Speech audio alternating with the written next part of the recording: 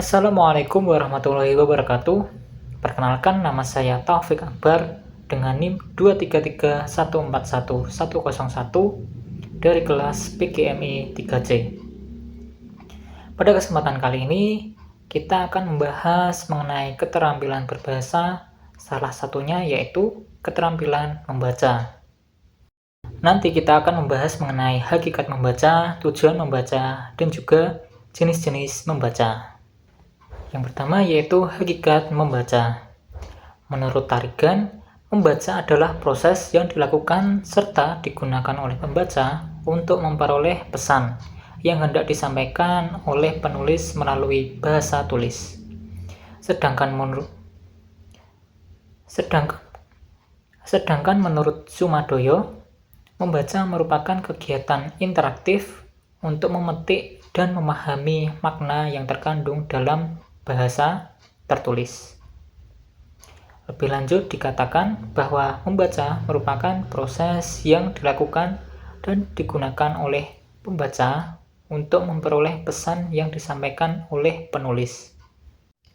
Sehingga dapat disimpulkan bahwa membaca merupakan kegiatan-kegiatan yang penting bagi seseorang yang ingin meningkatkan diri untuk memperluas wawasannya meliputi proses pengaswasian huruf, penerjemahan, dan pemaknaan makna isi bacaan.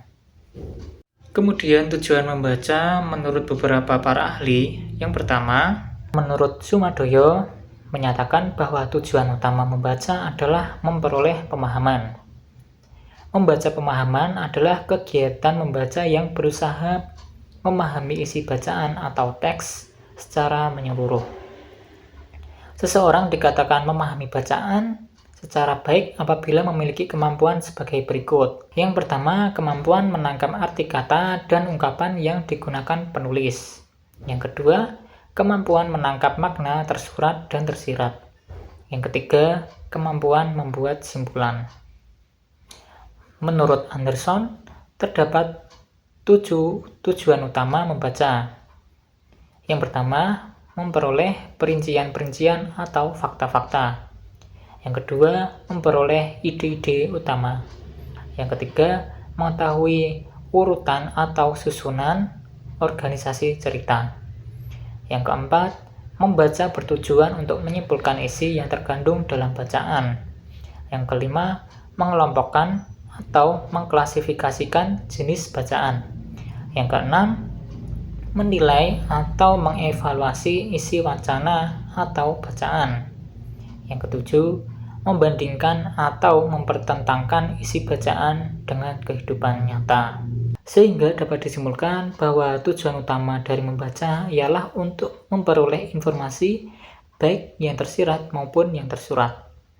Pemahaman dari membaca secara menyeluruh dapat menyimpulkan isi bacaan yang terkandung serta mengklasifikasi jenis bacaan ataupun mengevaluasi isi bacaan. Kemudian jenis-jenis membaca. Dilihat dari sudut cakupan bahan bacaan yang dibaca, dapat kita golongkan ke dalam 2 jenis. Yang pertama yaitu membaca ekstensif dan yang kedua membaca intensif. Yang pertama yaitu membaca ekstensif.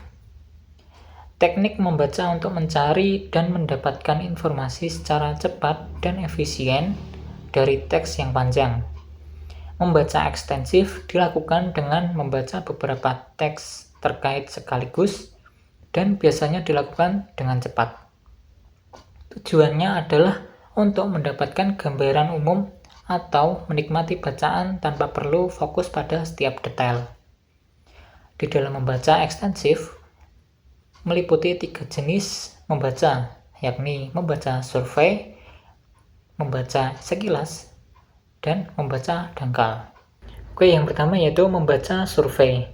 Membaca survei ialah sejenis kegiatan membaca dengan tujuan untuk mengetahui gambaran umum, mencakup isi konten, serta ruang lingkup dari bahan yang hendak kita baca.